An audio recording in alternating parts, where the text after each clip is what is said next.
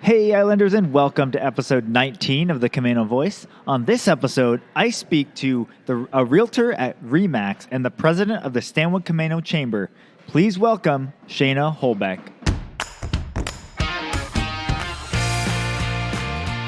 Hi, I'm Brandon Erickson, and you're listening to the Camano Voice podcast, where I interview folks around Camano Island and beyond. If you want to stay up to date on events, businesses, and even hear a little history of this area, subscribe to this podcast and share with your friends. Thanks for listening. Hey Islanders, and welcome to another episode of the Camano Voice, where we release a new episode every Tuesday. And on this episode, I get to speak with Shaina Holbeck, who is a realtor at Remax in Stanwood, but she is also the president of the Stanwood Chamber of Commerce. And so our conversation ranges about Stanwood and Camano throughout this time, and how she got into real estate, why she moved to Camano Island, and then away and then back again, and how she's kind of found her niche here on Camano, as well as how the Stanwood Chamber of Commerce interacts with the city of Stanwood, because the Camano Chamber, we don't really have a city council or things like that, so we don't have to deal with that, but there's a lot more politics and a lot more things involved, more moving pieces and more people to talk to when you're part of Stanwood, which actually does have a city council, as well as a mayor. So anyways, it was really interesting to hear about all that. She talks a little bit about her family history, how she got interested and started with real estate, and what she's up to right now, and also what she sees as the future of the Stanwood Chamber of Commerce. So, without further ado, please enjoy my conversation with Shaina Holbeck. Hey Islanders, and welcome to another episode of the Camano Voice. Today I'm here with Shaina Holbeck. Thank you for joining me on the podcast. Thank you. Thanks for having me. Yeah. So before we jump into everything, tell us a little bit about Shaina. Well, I am actually born and raised part of my life in Edmonds and moved up here when I was going into 5th grade and fell in love with it. I was here 5th through 10th grade and then went back to Edmonds. And then, as a young teenager, we are always like, we're going to get out of here. We're going to leave town, never come back. And well, I'm back. And I've been back now for 10 years. So it's been a lot of fun. I started out as a barista working for the Kirkpatricks. Okay. And just up the hill from here. And I think it was a great way, to get back into the community because you meet so many people and all types of people. Right. And I've always been interested in real estate. And so it was actually a good segue getting into real estate because I could tell all my customers, hey, I'm getting into real estate and I'm going to be local. And so if you ever need anything, swing on by. So yeah. And I just love it out here. I'm a pretty outdoorsy person. So yeah. I love all the outdoor activities, biking and kayaking and boating and crabbing. So it's perfect. And then the mountains are not too far away. So yeah, I'm a total Camano Islander and country girl at heart. So okay, very cool. So you you grew up till 5th grade in Edmonds, then, and then did you guys move to the island or to Stanwood? To the island. Oh, yeah. Okay. Yeah. Okay, I missed that part. Okay, so yeah. you moved to the island. But did you go to Stanwood Elementary? I went to Stanwood Elementary for 5th grade, and then I went to Stanwood Middle, and then Stanwood High School for freshman, sophomore year.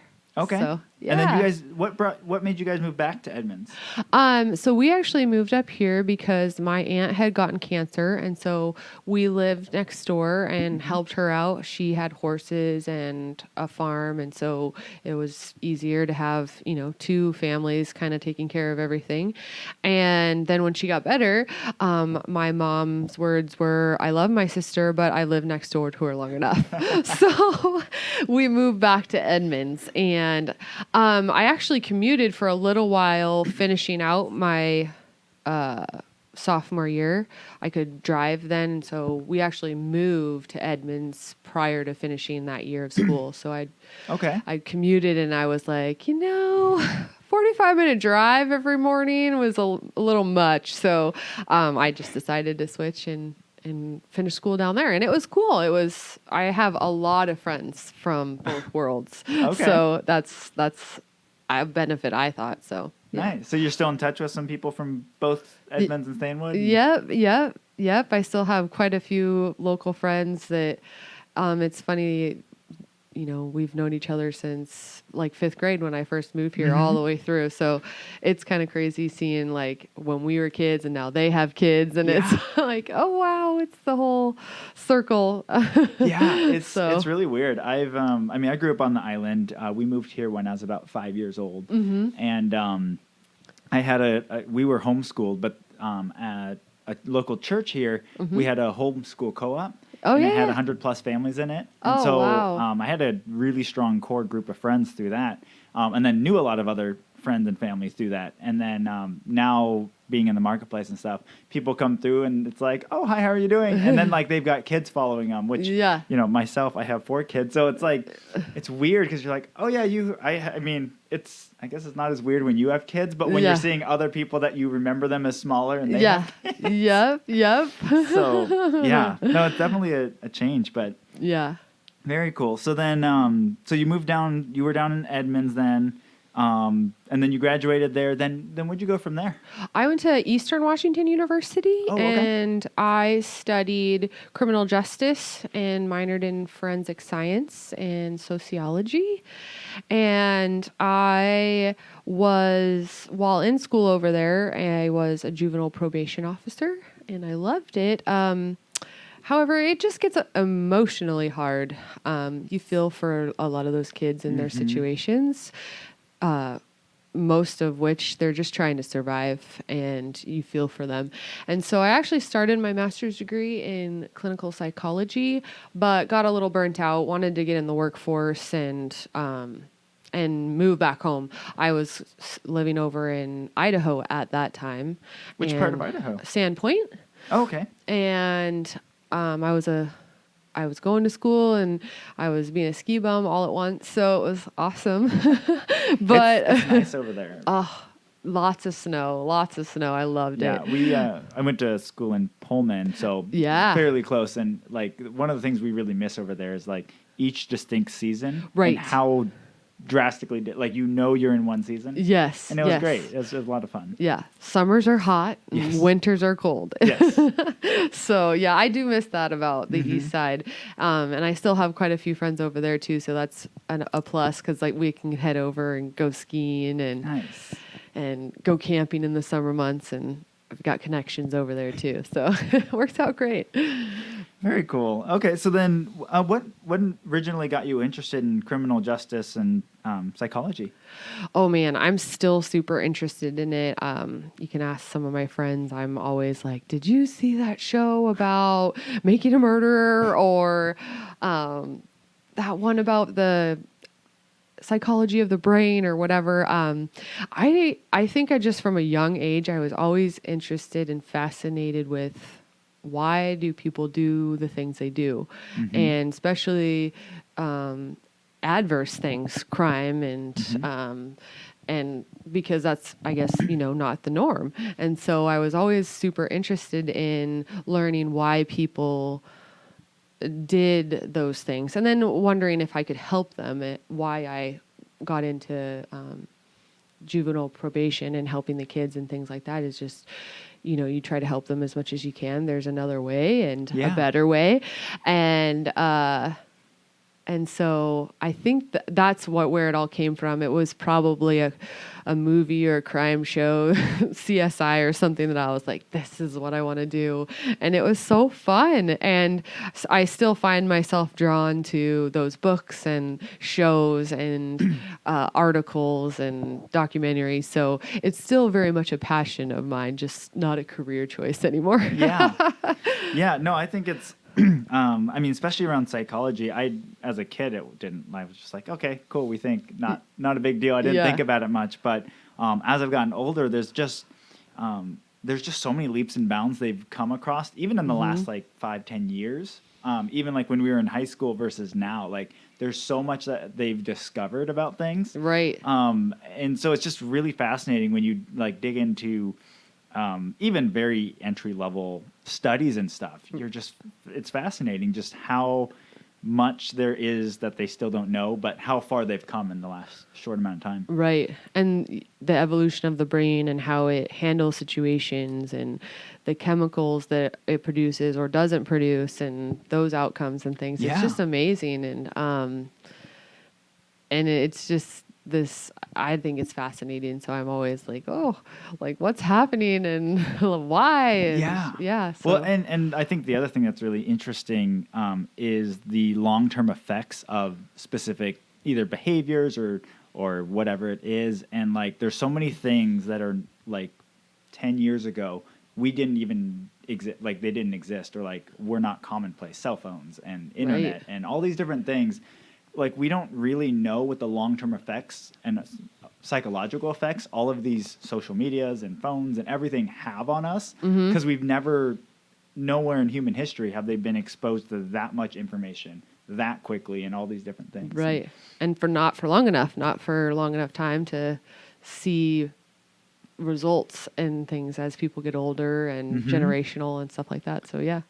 It's also on the productivity side too, like as you read up on that stuff, it's like every time you switch tasks, even if you think it's a really quick switch, it takes your brain like 20 minutes to get reacquainted, and you're like, oh, that's why I don't get anything done. Or why it's like half started and not finished, and you're like, oh, because that squirrel ran across the desk and I got sidetracked. So Very cool. Okay, so then you were doing that, and you so then where'd you go from after you left your master's? Is that when you moved back here?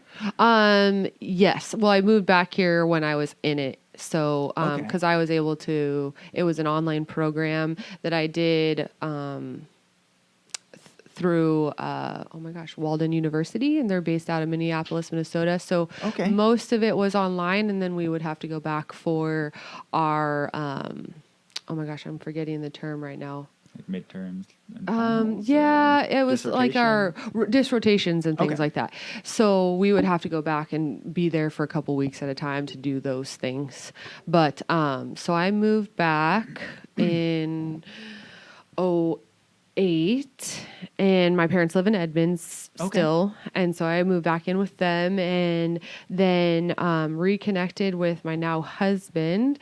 But we knew each other in middle school, and we had connected through a mutual friend. And then shortly thereafter, we moved in together on Camano, and we've been there ever since. So very cool. So I love it, and it was kind of crazy coming back because, again, you're like seeing all these friends and teachers that you haven't seen in forever, and it was a good feeling, full circle kind of thing. So it was awesome. Very cool. Did you have any classes with George Colby when you were in high school? Ooh, that sounds super familiar. I don't think I had classes with him, but I knew who he was. Okay. Yeah. He runs the FBLA. He's the advisor to that. He was on the podcast earlier. Oh, cool. So, nice. But yeah, he's great. We've worked with his group for a while with different events and stuff. And so that's neat. Yeah. Cool. How'd you get connected with the Kirkpatricks then? How did I? My mother-in-law at the time was really into horseback riding, specifically like reining. It's a show style. Okay. And her trainer is one of Lisa Kirkpatrick's really good friends, and she just. Her name's Carrie, and Carrie just said to Lisa, "Hey, I know this girl that's looking for a job, and I had been a barista before, so I had a little bit of experience." And she said, "Yeah, she's got experience, and she's super cool." And she made that connection, and then I worked for them for 4 years-ish, I want to say. Okay. I'd say 3 or 4 years. Somewhere in there. I can't remember now. It's been a while. Yeah. So, but it was a lot of fun. It was, they were a great family to work for. Yeah. And like I said, to get reintroduced to the community, being a barista was great because you meet all types of people. You meet, all different, financial levels of people, and you meet All walks of business, life. business Yeah. people, farmers, all sorts of people. So it was wonderful to get to reintroduce myself kind of back to the community at that time. So, Yeah. No, that's great. Did you mainly work out of the one here at Terry's Corner? I did, yes. In fact, they didn't really have. How do I want to put this? They didn't have like a regular schedule for their girls at that time. And I was just like, this is kind of hard. Like sometimes I'm a morning shift and then sometimes an afternoon shift. Like it's just hard on somebody's sleep schedule to be like getting up at 4 a.m. one day and then not till 10 the next day. So I convinced them to give me all the weekday morning shifts, and I had those for a couple of years, and it was great. I loved it. And then they realized too, I think that when girls can get into a rhythm, or I shouldn't say girls, employees can get into a rhythm, I think it ends up being better because then they have their regulars and they're going to get there. They can plan their lives around that schedule. So I was pretty happy that I convinced them to do that, because I was like, half these afternoons and mornings, sometimes it was throwing my sleep schedule off. So. Yeah, no, that's definitely hard to do. We're not as extreme on the like morning or night side because we open at 8 instead of 6. And, right. But yeah, it is like, it was probably a couple years ago where we started like getting people more snapped into like the main places that they work as far as what timelines and stuff. And then, then other people kind of fill in different gaps as vacations and stuff. But it also helps like scheduling, because it makes it so much faster than just throwing people in and then being like, all right, got to redo this next month. Yeah, it's easier on the employees, I think, too, in the long run, because then they know, okay, I'm always this shift Monday through Friday or Tuesdays and Thursdays, and this shift on Mondays and Wednesdays or whatever it is. So they can plan their lives too around that. And then it was great for if you needed time off, you just kind of ask some of the other girls, you want to pick up some extra shifts, or I'll cover for you. So it was easy to do that. Yeah, it does make that easier. Yeah. So how did that transition into real estate then?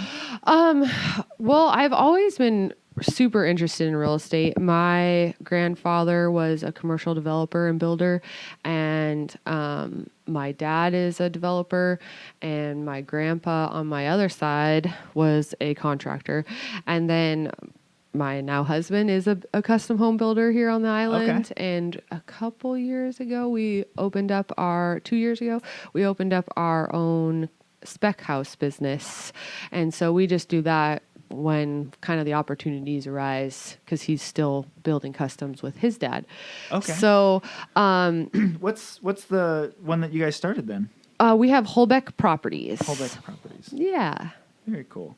Yeah, we're loving it. We're building one right now on Cool Road and Sunset, and we're hoping to be done in like 2 months. So get it on the market and hopefully get it sold. Yeah.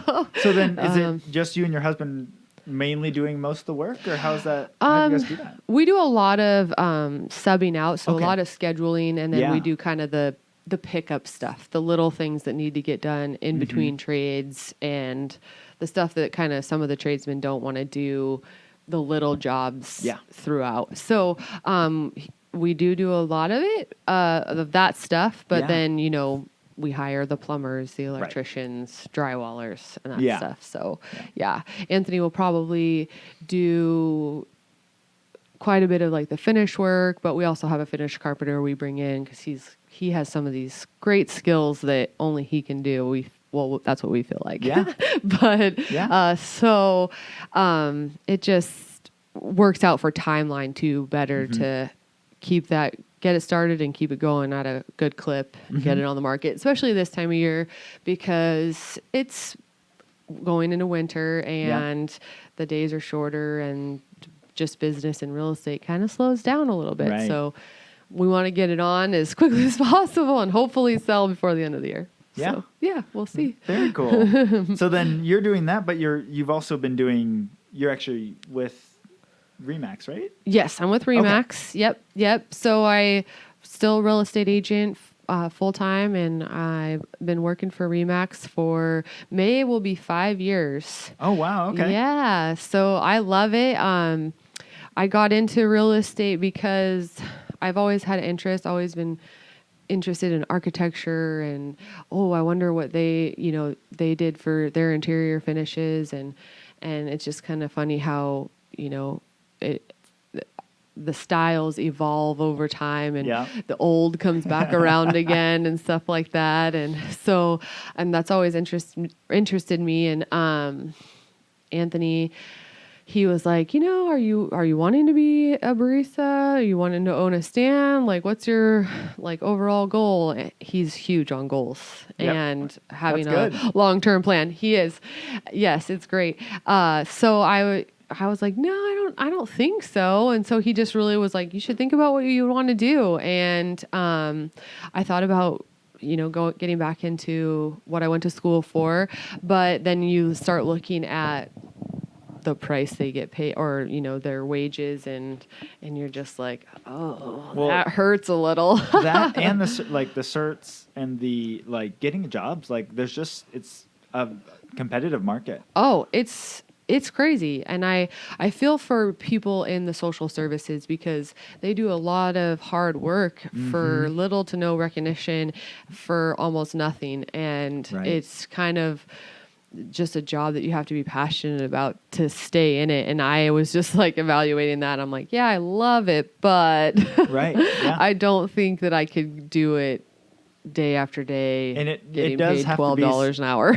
Yeah, and it has to be some sort of vocational call. It does seem like, because it's emotionally taxing, physically. It's very difficult. Oh yeah. And at that time, I was looking at some of the hourly wages, and I was like, I make more as a barista, so why would I leave? And so I started looking into real estate, and I was like, this is great. And I actually had a couple coffee customers that were like, have you ever thought about becoming a real estate agent? You can talk to anyone. And I was like, I always thought that it was a cool job, and you get to make your own schedule and see all these cool houses, and you're not working in an office. Sounds awesome. So I looked into it more, and I just was like, I'm going to go for it. So I did the schooling online, and then took the test and passed, and now I'm here. So started working for Remax, and it's been awesome. I love that. My biggest draw to Remax was, at the time, one of the agents who was one of the coffee customers was Dan Leon. Okay. And he was like, you should become a real estate agent. You should become a real estate agent, and I'll help you. I've got all this experience, and come on over and work with me, and you'll be golden. And so that was part of it. And then, the Remax is a global company. Yeah. I have this thing about, if one day I want to move to Puerto Rico, I want to be able to still work for the same company and just transfer over. So that was a big draw for me. Very cool. Yeah, I did that back when I was an engineer. I went to engineering school. That was one of the things I was like, my wife and I would look at, would be like, this one has, this one's places working in Brazil as well. So if we ever wanted to move to Brazil, we might be able to get transferred. Yeah. It's funny how you have these dreams and stuff. You're like, okay, so I'll go work there because of that. Yeah. So I've yet to move, but it can still happen. Very cool. So my father-in-law moved into real estate to becoming a real estate agent. After he used to do spec homes and stuff like that. Was after retirement. That was his retirement job. But he was brought on, another real estate agent that had been doing it for years, brought him under his wing, and just from what his experience and what I've heard, it makes such a difference. Oh yeah. So, and it's such a neat job that you can work forever, pretty much. I mean, you can, because it's not a super taxing job on your body, and it's just a lot of person-to-person communication and driving around and showing houses and stuff. But I mean, I've seen agents well into their 80s doing it, and you're just like, okay, cool. And you can do it as little or as much as you want. So yeah. Very cool. How was getting your first house like getting your first customer and then running through that? How was Well, I was very fortunate that my first clients were buyers, and I did a co-deal with another agent who I still work with today. His name is Victor Kepler, and he kind of just brought me under his wing and as well. And he was like, "Hey, I got these buyers that are from out of town. I think she'd really like you." And her and I are still friends to this day. And she'll say, "Hey, come over and look and see what we did at the house." Or I'll see her out at the chili chowder cook-off, and we catch up and stuff like that. So, you know, it was extreme. It was actually an auction house, so that was kind of crazy, an online auction house. So going through that whole process, I'm like, okay, hit me with a hard transaction first. So it was fun though. They definitely, when we went in this house, I was like, "Are you sure?" And they could see the vision, and then they bought it, and they've been working on it ever since. And I was just kind of like, for my first transaction, I was like, wow, this house is a little rough, but I mean, it had the bones and they could see what they could do to it, and they've made it a wonderful home. So I thought that was a great first transaction, great first clients, and here on the island. So that was awesome. Yeah. And then my first listing was a family friend. So that was kind of cool too, that, you know, they know when to put the pressure on and when not to put the pressure. And they kind of have a little more patience with you as the newbie. Like, "Oh, I forgot to get this form signed from you," or whatever, you know. So they have a little more patience if you're, green on things, very green. So, but it worked out well, and we got it sold, and so nice. With little to no hiccups. Now that I'm like, how'd that work out? And it was great. And so, and I actually was able to get those transactions fairly quickly. I think just a couple months in. So they do say that in general, real estate, like the first year can be pretty rough, but I felt pretty fortunate to have like 2 closings, I believe, 2 or 3 in my first year. Yeah. So that's I was great. like, I'll take it. I love it. And I was still doing coffee, so it was like I said, it was a good segue. So you were still at the stand during that time? Yeah. Then? Well, I had switched. I actually helped Chantel Keller open Shipwreck. Oh, okay. And so I had moved over there, and I was over there for 3 years, overlapping for about 2 in real estate. So that was kind of nice that I had another job and the pressure wasn't all on sell that house. So, yeah. No, it makes a huge difference. Yeah. Being able to have a little bit of income still and not everything sold on this one thing. Yeah, exactly. And it was, like I said, a great segue.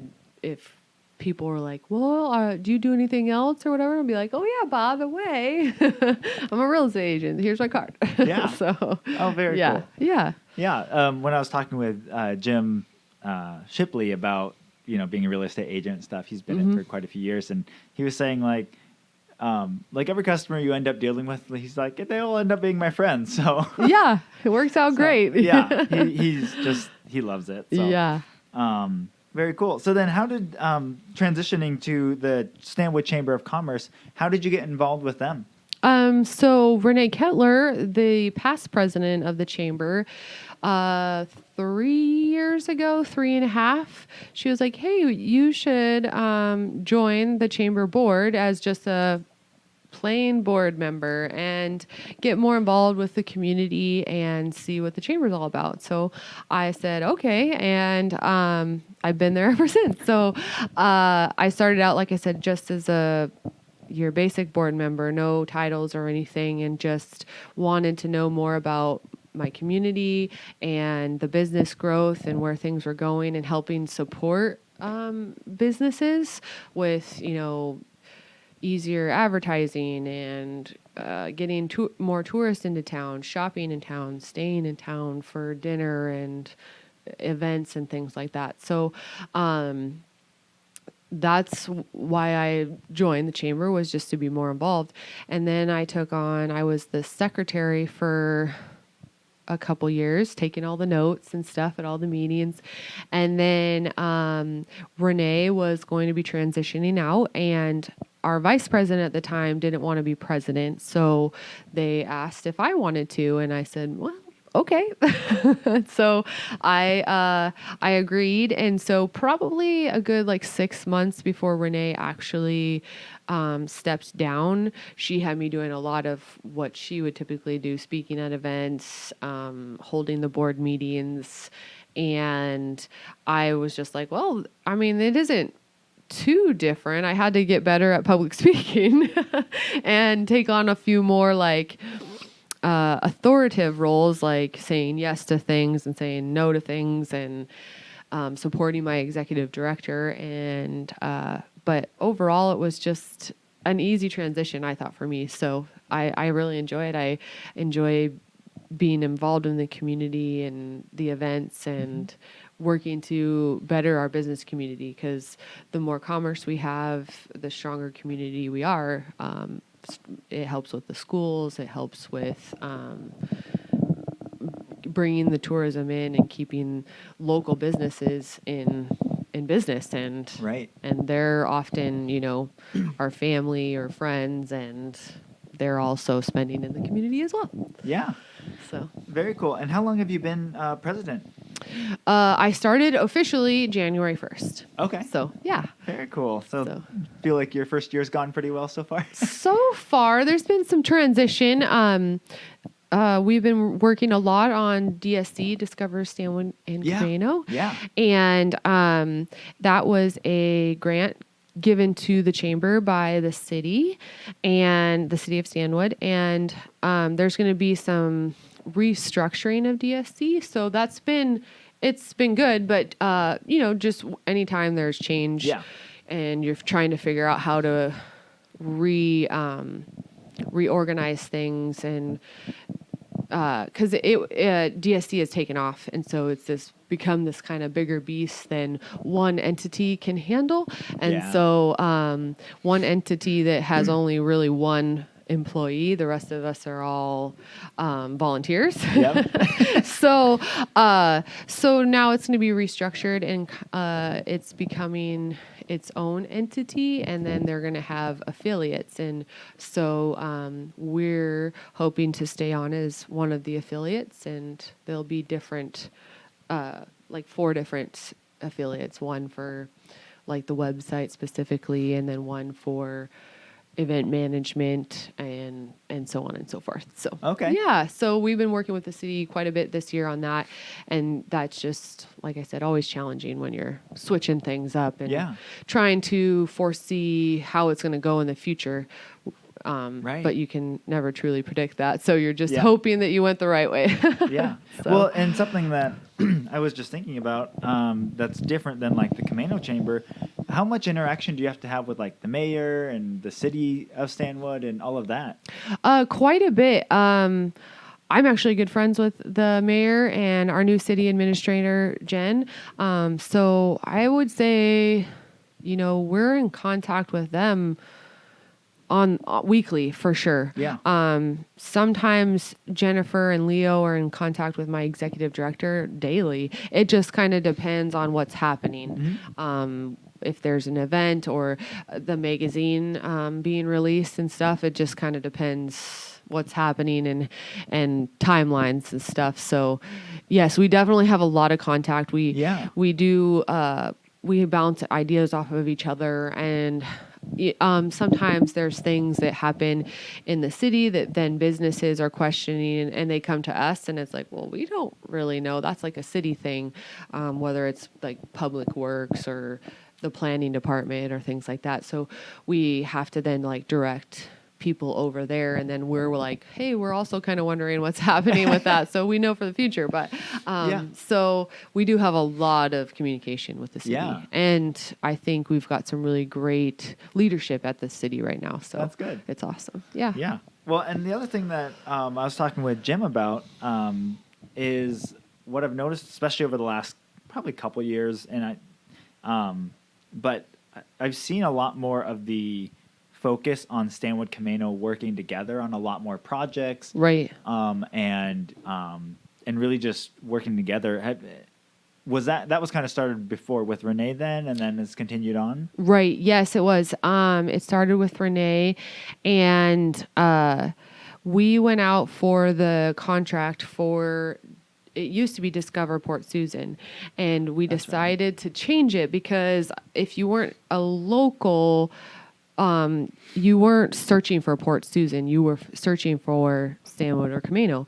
So that was our primary reason for switching that. And we just thought, there was this opportunity for this grant to go out for the magazine, and it's a marketing and tourism grant is what it is. And so we went for it, and we decided to change it and expand it because it used to just kind of be like rat cards in a magazine, and I think a little bit on Facebook and social.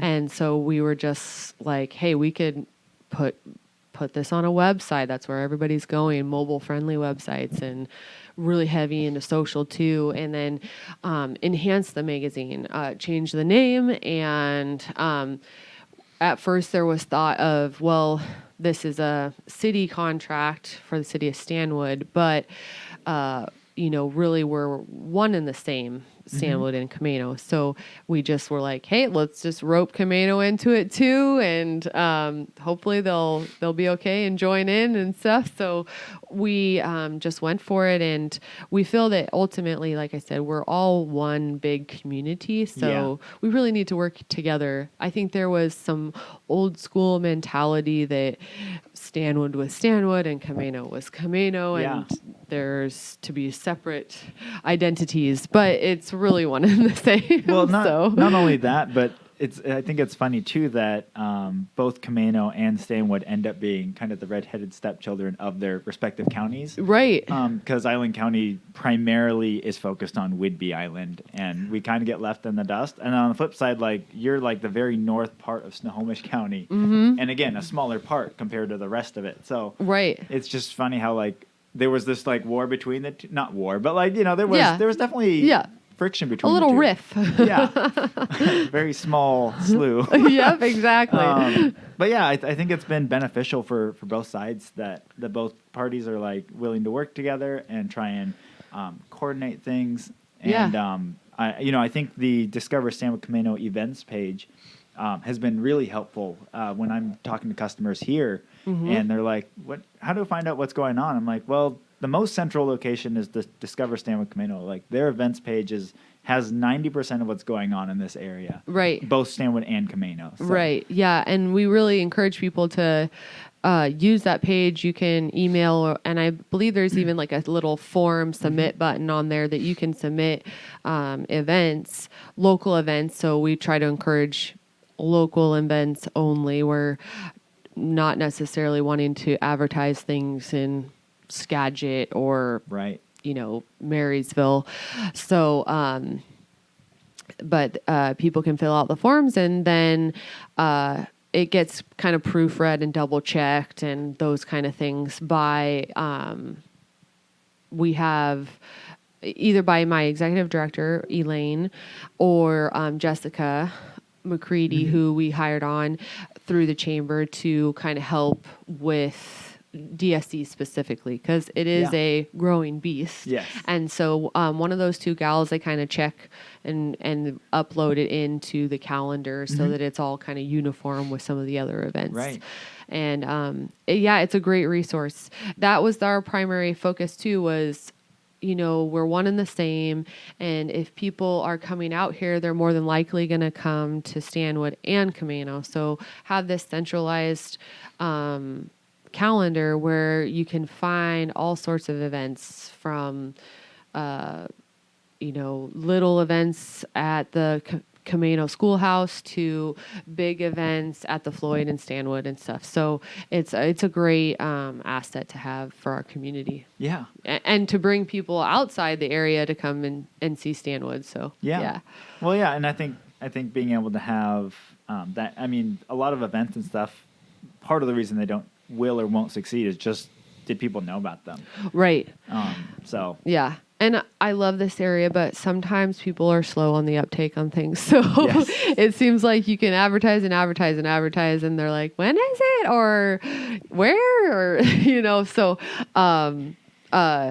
and that's another challenge for the businesses in this area, I feel like, is getting people out and knowing that, say, Tapped is open and or say the new brewery in town, Sale, and getting people to just know that those are open again, and that you got to stop in and support. If you want them to succeed, they need the support from the community. So that is a challenge with our area, I think, and I don't really know why.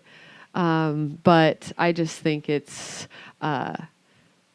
people are just, I don't know. I really don't know why that is with our area. That bedroom community. Yeah. And, it, even talking to people, like, some people are like when it comes to like the Seahawks, for example, like there's Seahawks games, showings and stuff. Like there's different places around the Commons and Camano and stuff that they'll put it on. And like if you go to Seattle or something, the bars are packed. Like everything's packed because everyone wants to be there together. Right.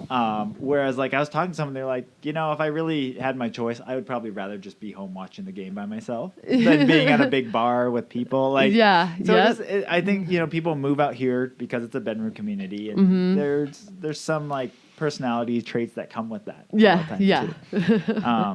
But no, I think there's more events, there's more words getting out, and there's more things to do too, because I think people enjoy having that bedroom community when they want it, but then at some point it does get lonely, and that's the biggest thing we find on Camano is I think we're seeing too, compared to when I was younger, it seemed like in general there was just an older community out here. And now I think I've noticed there's a younger population coming in, new families, and even just young adults moving to the area.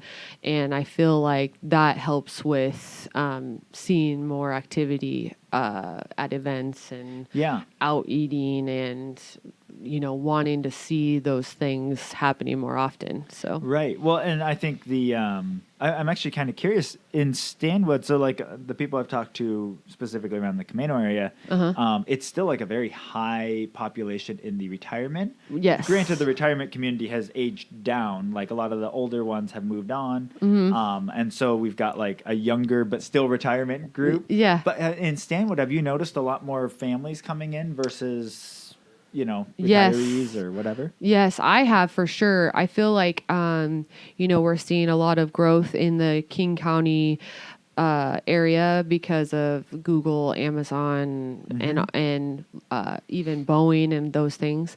And King County and Snohomish County are just fairly expensive and becoming maxed out. There's only so much space, and they're going up more. But not everybody wants to live in an apartment or a condo. They want that yard for their dog, and they don't want to have to pay $1 million for it. So funny how that works. So they're being pushed either further north or further south, and so I feel like we're seeing that the younger families, young couples moving to our area because it's what they can afford. Right. And then I know that it's kind of sad. The Schmuckite farm in town that I grew up with, a Schmuckite, is now leveled and gone, and they're putting in, I've heard some crazy numbers. I've heard like 100 homes and stuff like that.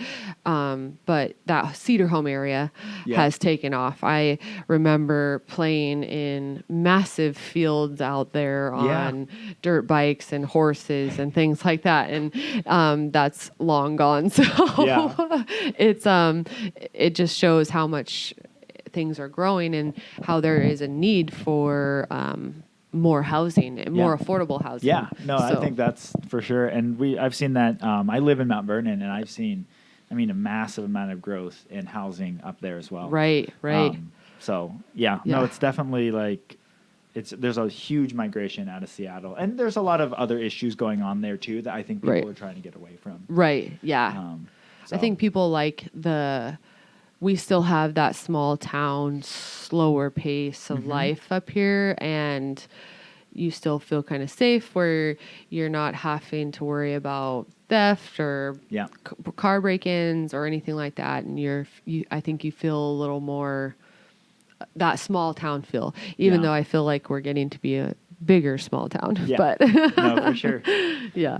Very cool. What's a favorite event that you have of the Stanwood Chamber? Ooh, I love our golf tournament.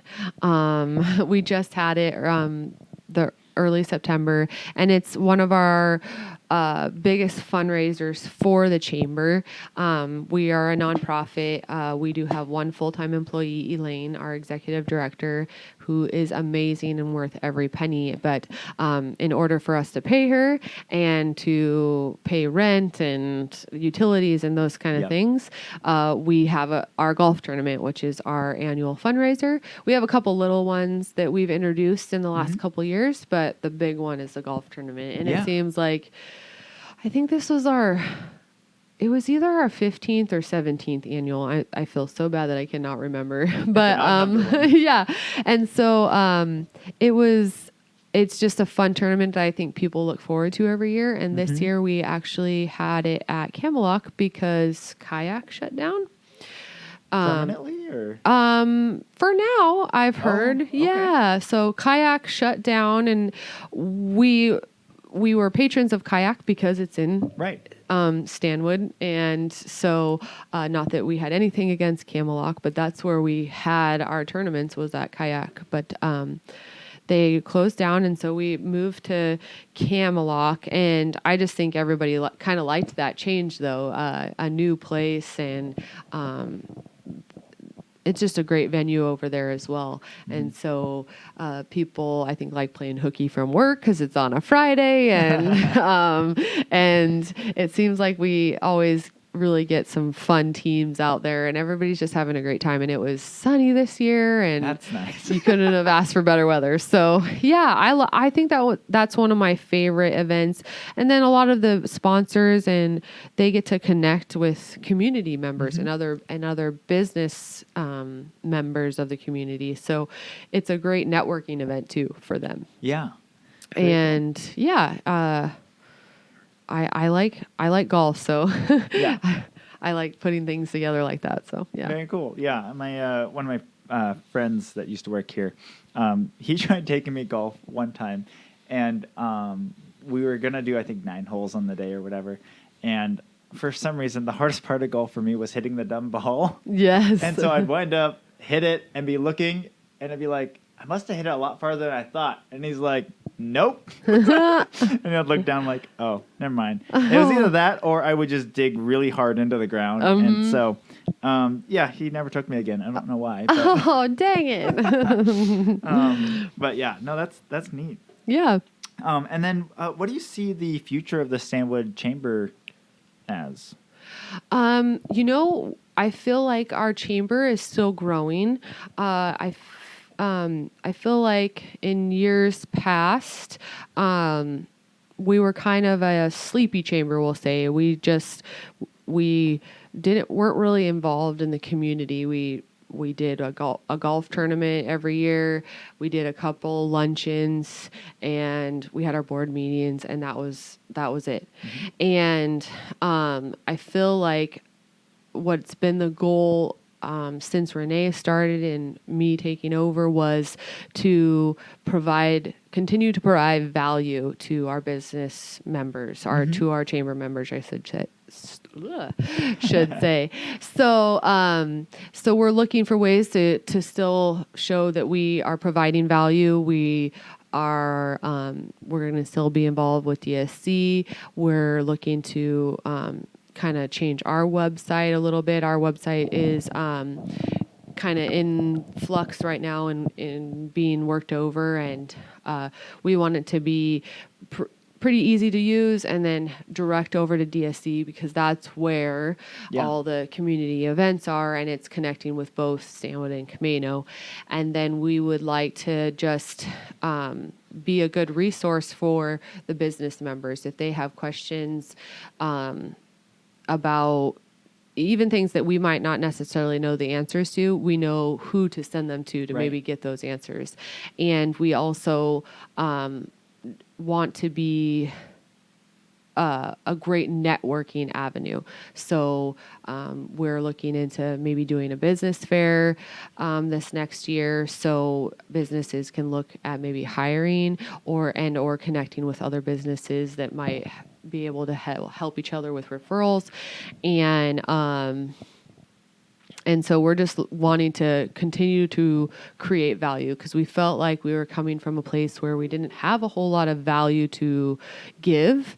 It was just kind of this, I have this little placard that says I'm a chamber member, and that was that. Yeah. And now we're like, well, people want to know what they're spending their money on, and they want to feel like they're getting a value out of it. So we're at our luncheons, we were really trying to have like a guest speaker that brings great information pertaining to business. Tomorrow we have a joint chamber luncheon at Josephine, and it should be a great one. There's a couple guest speakers there. One is, I believe, from the school district. Probably going to have some updates about how things are going and about the upcoming elections and things like that. And so they're just going to be really informative for the businesses and for the community members to know what's happening. Yeah. And so we're just continuing to provide and figure out how we can be a benefit for the chamber members. Yeah. And increase our value year after year. And then, of course, grow our membership. And we would like to, remodel our visitor information center and make it a little more high tech and a little more updated. It's kind of dated in there, but you got to do what you got to do. And we finally have our own space. Even just a year ago, we were given a space in the First National Bank building. Okay.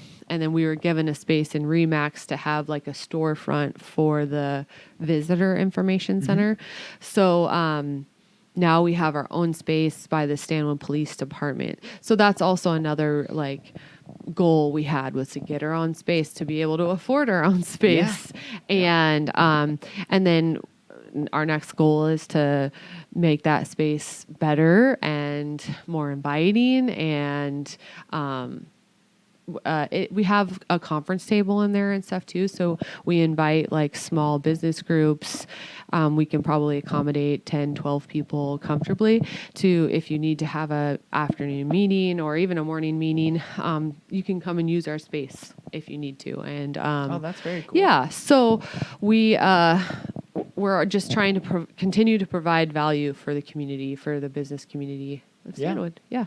Yeah. Well, and it definitely seemed like even since like a year ago when I started coming regularly, it seems like it's continued to grow from there as far as the number of people that are showing up at each meeting. It's a good group of people now. Yeah. And I feel like the Camano Chamber has some of the same goals, is to grow membership, and to show their value as well, and to have these great community events that bring not just the business members out, but the community at large to come together, chili chowder cook off, and light up your holidays and those kind of things. We're really just trying to get people to come out and mingle with each other, and that's what I feel like. We're a very community-minded area where everybody knows everybody and supports each other and stuff like that. So I feel like both chambers have that kind of mindset.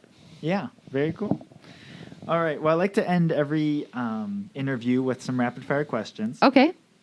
So the first one is, do you have a lesser-known or favorite location on Camano Island that you like to hang out?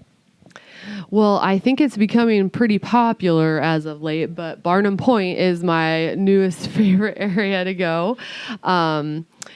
It's great for the hiking trails. It's got a couple different beach accesses, and I love taking my dogs down there. It's a great little, you can make it into like a 3-mile little loop, and it's just awesome. And it's a relatively new park on Camano. Yeah. So, yeah.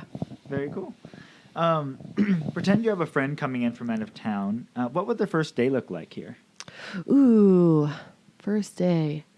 Well, if we're going to start from the morning and they just got here, Pub 282 just started serving breakfast on the weekend. Oh, okay. And it is amazing. Oh, but also, now my foodie side is coming out. The savory scones at your bakery down here are pretty amazing. Okay, yeah. I sometimes have to avoid going in because if I get one every day, it's a problem. So I would think we'd start off with breakfast somewhere and coffee. And then I would definitely take them to the state park. We have a beautiful state park, Yeah. a large state park. And maybe even Barnum Point sometime throughout the day. And I always encourage people to come during the summer months, crabbing season. So go out on the boat and go crabbing. And in Stanwood, I would totally recommend. I'm a runner, so I would totally recommend. I love running out from the Eagles down. I'm going to blank on the name of the road, but there's this old farming road. You can go down by like Classic Farms and run out to, I think it's Jensen out there and then back. It's just nice and peaceful and kind of that, it reminds me of like the old Stanwood, the farm fields and the old farmhouses. And I would say Jasmine's is one of my longtime favorite Stanwood restaurants. I would definitely end there. Yeah. And again, depending on the time of year, there's the Summer Arch Jam you can go to or Glass Quest. So definitely would try to coordinate having people come around some of the fun events that we have around town. Chili Chowder Cook-Off. Yeah. That's coming up here. So. Yep. All right. Who's an interesting or fascinating person in this community that I should interview next? Have you interviewed Chris Christopherson? No, he is on the list, though. I would do Chris. Yeah. I would do Chris. He is a really nice, fun guy. I love that whole Christopherson family. Yeah. Nancy was also one of my coffee customers and came through regularly, and I would consider her a great friend.